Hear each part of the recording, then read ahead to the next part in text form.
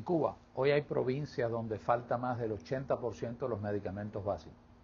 No hay antibióticos, no hay pastillas para la presión, no hay analgésicos, pero sí hay hoteles nuevos. Sí hay gasolinas para patrullas, sí hay dinero para propaganda. Y frente a esa realidad, el periódico oficial del régimen, Granma, acaba de publicar un artículo con un mensaje muy claro. La culpa es del bloqueo de Estados Unidos. Punto. Caso cerrado. ¿De verdad es así? ¿El gobierno cubano está totalmente impedido de comprar los medicamentos que necesita? ¿O estamos frente a otro capítulo del gran clásico nacional? No fui yo, fue el imperialismo. Hoy voy a desmontar ese artículo usando datos, leyes y ejemplos concretos. Y vamos a ver por qué Cuba sí puede comprar medicina y tiene el dinero para hacerlo, aunque el régimen decida otra cosa. Si te interesa entender la política más allá de los eslóganes, quédate, porque esto no va solo de discurso, va de vida o muerte para millones de personas. Empecemos por el artículo. Granma titula: bloqueo de Estados Unidos impacta fuertemente el acceso a medicamentos esenciales. Su ejemplo principal es la provincia de Ciego de Ávila. Allí la red de farmacias y almacenes está en situación crítica y más de 3/4 partes del cuadro básico nacional de medicamentos está en falta. Traducido al lenguaje de la abuela, de unos 600 medicamentos básicos faltan más de 450. La funcionaria que aparece en el texto admite que la industria médico-farmacéutica cubana es, citó, fuerte, pero que el problema está en las materias primas, en el material de envase y en las importaciones que no llegan. El mensaje del artículo se resume así, de una manera muy corta. Hay desabastecimiento masivo, la industria local hace lo que puede, todo sería maravilloso si no existiera el bloqueo estadounidense que supuestamente convierte en papel mojado cualquier esfuerzo. Suena contundente, ¿no? Pero también suena demasiado conveniente. Es como si yo te dijera, suspendí el examen porque el aire acondicionado del aula estaba muy frío. ¿Influye? Sí. ¿Es toda la explicación? No. Para entender qué está pasando, tenemos que dejar atrás los mitos y mirar el embargo como adultos. 1. Sí, existe un embargo de Estados Unidos contra Cuba desde los años 60. 2. Ese embargo ha tenido etapas de endurecimiento y también de flexibilización. 3. Y esto es clave, no es un muro de acero que impide toda compra, es un sistema de sanciones, licencias y excepciones. Por ejemplo, la ley estadounidense permite desde hace años la exportación de alimentos y productos médicos hacia Cuba bajo condiciones humanitarias. En el 2023, la propia Embajada de Estados Unidos en La Habana publicó una serie de mensajes diciendo literalmente: sí se pueden importar medicamentos a Cuba desde Estados Unidos. El embargo estadounidense a Cuba permite las exportaciones de productos médicos estadounidenses. La licencia del Departamento de Comercio es fácil de obtener y la información es pública. La traducción simultánea de esto sería: legalmente Cuba puede comprar medicamentos a empresas de Estados Unidos. No es un rumor de WhatsApp, está escrito en negro y blanco. Así que desde el principio el relato de no podemos importar nada ya tiene un problema serio. Y todavía no hemos hablado de Europa, Asia y América Latina. Es como si alguien dijera: no puedo pedir comida porque el repartidor me cae mal. Mientras la aplicación esté abierta, la tarjeta tiene un saldo. Vamos a la pregunta clave. ¿Es casi imposible para el gobierno cubano obtener licencias para comprar medicinas? No, un gran no. ¿Es un trámite fácil como sacar una tarjeta de puntos en el supermercado? Tampoco. Pero es viable si hay voluntad política, seriedad financiera y un socio dispuesto a vender. Estados Unidos tiene licencias generales y específicas que permiten exportar productos médicos e insumos hospitalarios, colaborar en investigación y desarrollo de medicamentos, enviar ayuda humanitaria, incluyendo medicinas, a la población cubana. Y no solo sobre el papel, Durante años ha habido operaciones reales: insulinas, equipos de ultrasonido, reactivos de laboratorio instrumental médico. Todo esto ha salido de Estados Unidos y ha llegado a Cuba con licencias aprobadas. La embajada lo deja clarito: el embargo permite la exportación de productos médicos estadounidenses a Cuba. Termino la cita. Entonces, ¿por qué el artículo de Granma habla como si estuvieran encerrados en una caja hermética donde no entra ni una aspirina? Porque el enfoque no es técnico, es político. Cuando decir no quiero o no puedo pagar queda feo, mucho más elegante es el bloqueo no me deja. Ahora, seamos justos. Estados Unidos tampoco es la hermana de la caridad en este cuento. ¿Qué hacen las autoridades estadounidenses en la práctica? Hay dos protagonistas principales, la BIS, la Oficina de Industria y Seguridad del Departamento de Comercio, y la Oficina de Control de Activos Extranjeros del Departamento del Tesoro, la célebre OFAC. El proceso típico simplificado es algo así. 1. Una empresa estadounidense quiere vender medicamentos o dispositivos médicos a Cuba. 2. Tiene que pedir una licencia de exportación a la BIS, porque casi todo lo que va a Cuba está sujeto a licencia. 3. La BIS revisa la solicitud. Las medicinas o dispositivos médicos, sean vendidos o donados, en general se aprueban siempre que se cumplan algunas condiciones, que son las siguientes: uso civil, destino en Cuba, sin riesgo de reexportación rara.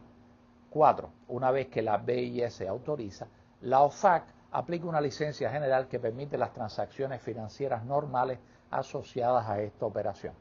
En muchos casos no hace falta una licencia adicional de la OFAC. O sea, si hay un circuito lento, burocrático, lleno de papeleo, pero que permite que empresas estadounidenses exporten productos médicos a Cuba. Ahora las pegas todas.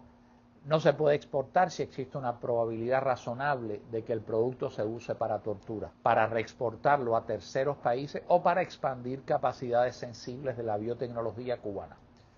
Muchas veces se exige verificación in situ, o sea, en el lugar del uso final de esos medicamentos o equipos dentro de Cuba. Las licencias tienen fecha de caducidad y montos máximos que dependen de lo que la empresa calcula que podría vender. Amnistía Internacional lo explica así. Legalmente se dice que las medicinas no deben restringirse, pero al mismo tiempo se les coloca un laberinto de verificaciones, certificados y controles que hacen el proceso pesado. Pesado, pero no imposible.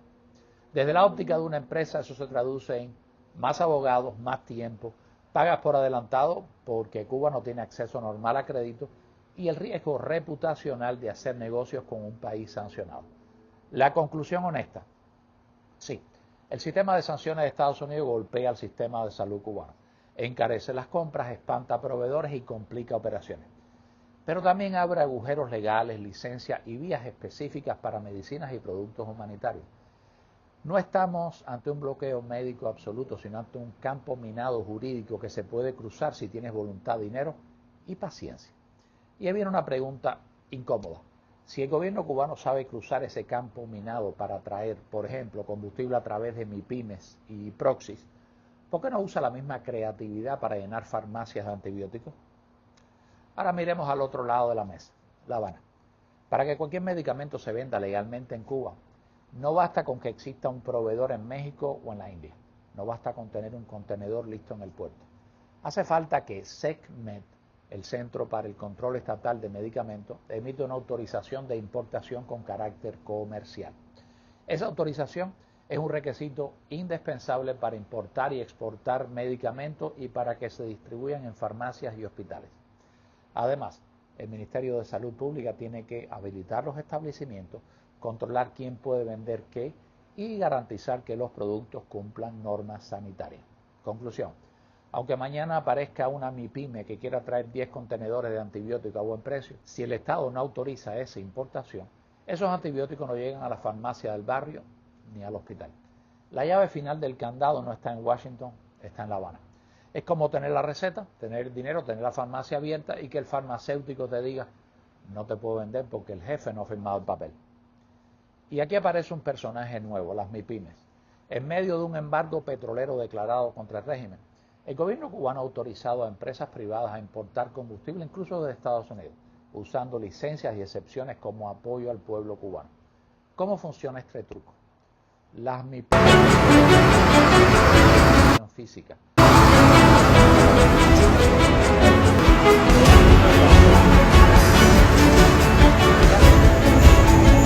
Estatales importadores como Quimimport o Maprinter. Es decir, hay un tetris de burocracia e intermediarios que el Estado controla, pero que al final permite que las empresas traigan diésel y gasolina. Los datos lo confirman. En mayo, el sector privado cubano importó combustible de Estados Unidos por casi 24 millones de dólares. 24 millones de dólares. Vamos a hacer la pregunta directa. Si pueden montar toda esa ingeniería legal, financiera y logística para llenar tanques de combustible, ¿de verdad no pueden hacer algo similar para llenar los estantes de medicamentos? El bloqueo sirve para justificar una farmacia vacía, pero no para justificar un tanque lleno. Ahí es donde la palabra bloqueo empieza a sonar más como excusa que como explicación. Y aquí viene la parte que casi nunca se cuenta en la prensa oficial. El régimen ha autorizado farmacias privadas gestionadas por MIPYMES y cooperativas que pueden vender medicamentos con precios fijados por ellas mismas. ¿De dónde sale esa medicina? No de la fábrica del barrio, salen de las importaciones de países como México, Panamá, India, donde se compran al por mayor y muchas veces en rebaja. Economistas cubanos han documentado cómo estas MIPYMES viajan, cierran contratos, traen lotes enormes de medicamentos, las pasan por el filtro de SECMED y los venden en el mercado interno a quien lo pueda pagar. Paralelamente, la aduana cubana permite que particulares importen medicamentos en equipaje acompañado, equipaje no acompañado y hasta en envíos postales sin aranceles hasta ciertos límites de peso y de valor. Traducción: sí se puede traer medicinas a Cuba, sí se hace, sí hay medicamentos, pero muy frecuentemente donde hay dólares, remesas o monedas fuertes. Entonces, si el modelo de intermediarios funciona para traer combustible, abastecer farmacias privadas, llenar maletas y encomiendas de medicina, ¿por qué no se usa esa misma lógica a gran escala para abastecer las farmacias públicas, las del hospital, las del policlínico? La respuesta bien incómoda es porque el Estado no está dispuesto a asumir ese costo y esa gestión para garantizar el cuadro básico a precios accesibles. Prefiere delegar una parte en el sector privado que vende a quien pueda pagar. Y además, porque está recogiendo dinero. El gobierno está recogiendo dinero. Mientras tanto, frente a la Cámara y en la Asamblea es más fácil repetir, es el bloqueo. Pero quizás alguien dice, bueno, está bien, se puede importar, pero Cuba no tiene dinero. Veamos, Cuba tiene varias fuentes de ingresos. Turismo internacional con grandes inversiones en hoteles y resorts, exportaciones de servicios médicos con brigadas en varios países, biotecnología y fármacos de alta complejidad, incluyendo medicamentos contra el cáncer con capacidad de exportación, exportaciones de níquel, azúcar y otros productos tradicionales. La propia prensa oficial reconoce tensiones financieras y dificultades para pagar a proveedores, lo que significa que una parte del problema sí es falta de liquidez y morosidad. Pero ahí viene otro punto que en mi opinión es central. Todos los estados tienen recursos limitados. La pregunta nunca es, ¿hay dinero infinito? La pregunta es, ¿en qué elige gastarlo? Si hay dinero para construir hoteles de lujo, si hay combustible para mantener aparatos de seguridad y represión, si hay presupuesto para campañas propagandísticas, si hay dinero para concentraciones masivas, llevar gente a la plaza o a marchas, y al mismo tiempo faltan antibióticos, analgésicos, antihipertensivos básicos, el problema no es solo el embargo, es la prioridad política. El Estado cubano podría decidir que un porcentaje fijo de sus ingresos garantice el cuadro básico de medicamentos, aunque esto implique menos hoteles, menos propaganda, menos privilegios para ciertos sectores. No, no lo hace. Y eso ya no es culpa de Washington, es una decisión de La Habana. Si ponemos las narrativas frente a frente, el contraste es brutal. La narrativa oficial, de acuerdo a Gramma, bloqueo de Estados Unidos impacta fuertemente el acceso a medicamentos esenciales. Ministros y medios estatales califican el embargo de genocida, de causa única de los problemas del sistema de salud. La narrativa alternativa, la Embajada de Estados Unidos dice que sí se puede importar medicamentos a Cuba. El embargo permite exportaciones de productos médicos, la licencia es fácil de obtener, la información es pública. Analistas y periodistas, Cuba sí puede, y de hecho lo hace, importar medicamentos de Estados Unidos y de otros países. El problema es cuánto compra y cómo los distribuye. Y la cuarta, médicos dentro de Cuba denuncian a hospitales sin insumos, muertes evitables, deterioro de la infraestructura por falta de inversión y mantenimiento. ¿Qué dice Gramma? Selecciona solo una parte de la realidad, la existencia del embargo, y la convierte en explicación total. Es como si tú llegaras tarde todos los días al trabajo porque el tráfico está mal, tu despertador no suena y tú decides ver series hasta las 3 de la mañana y le dijeras a tu jefe, fue el tráfico. Técnicamente no es mentira, pero es una verdad extremadamente incompleta. ¿Por qué todo esto importa más allá de la discusión jurídica y las cifras? Porque estamos hablando de gente que se muere literalmente entre dos narrativas. En un lado tienes pacientes con cáncer sin acceso a ciertos tratamientos, personas con enfermedades crónicas que dependen de pastillas que no encuentran, niños que necesitan antibióticos básicos y no los tienen. Y en el otro lado tienes un Estado que dice, no es mi culpa, es el bloqueo, un sistema internacional que responde, tú puedes comprar, pero no compras suficiente o no lo distribuyes donde más falta hace. Si eres joven o poco importa la edad que tengas, si eres de la diáspora, si tienes familia en la isla, esto te toca directamente.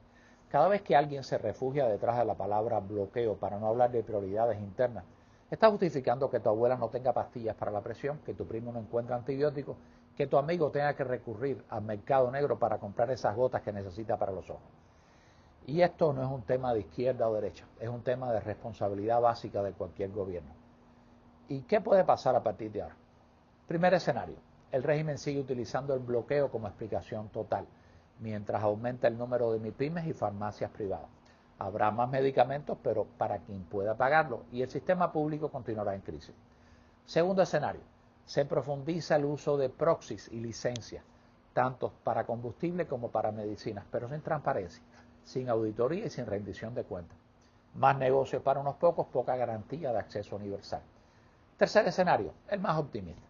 El Estado admite que el embargo es un factor, pero no es el único. Reordena el presupuesto, prioriza salud y medicamentos, utiliza todas las vías posibles, licencias terceros países, MIPYMES reguladas, para garantizar el cuadro básico de manera estable. No va a pasar por arte de magia, va a pasar, si pasa, porque la sociedad civil, la diáspora y la opinión pública dejen de aceptar el bloqueo como excusa automática.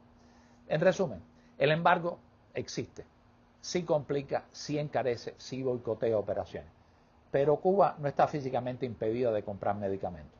Hay licencias, hay excepciones, hay mercados externos, hay MIPYMES, hay proxies y hay recursos que se gastan en otras cosas. Cuando un gobierno tiene dinero para hoteles, combustible y propaganda, pero no para antibióticos y analgésicos, el problema principal no está en Washington, está en cómo La Habana elige usar su dinero y su poder. La próxima vez que leas un titular diciendo no hay medicinas por culpa del bloqueo, pregúntate, ¿qué parte de la historia me están ocultando? ¿Quién se beneficia de que yo crea que no hay alternativa? Y sobre todo, ¿qué pasaría si el cubano de a pie tuviese acceso a toda la información y no solo a la versión oficial? Déjame tu opinión en los comentarios. ¿Crees que el embargo es el factor determinante en la escasez de medicamentos o que las prioridades del régimen pesan más?